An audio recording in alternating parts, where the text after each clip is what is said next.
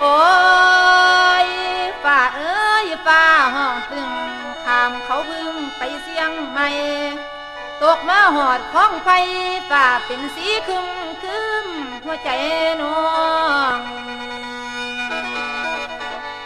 หวังแต่แฟนหวังแต่แฟน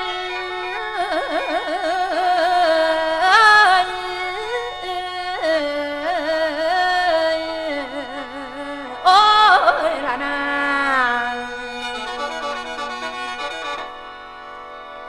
อันนี้ล่ะพ่อแม่เอ๋ยเมษายนกลายไปแล้วพฤษภาผัดมาต่อฝนตกลงจากจนใบหญ้ากระปงมาพวกชาวนาก็เตรียมไว้ทั้งไถกับขาดปั่นเสือกไว้สิไถดันว่าหูดหน้าฟังเสียงจ่าคนเฒ่าสวยหอดมืออื่นพ่อเฒ่าจำบอกลูก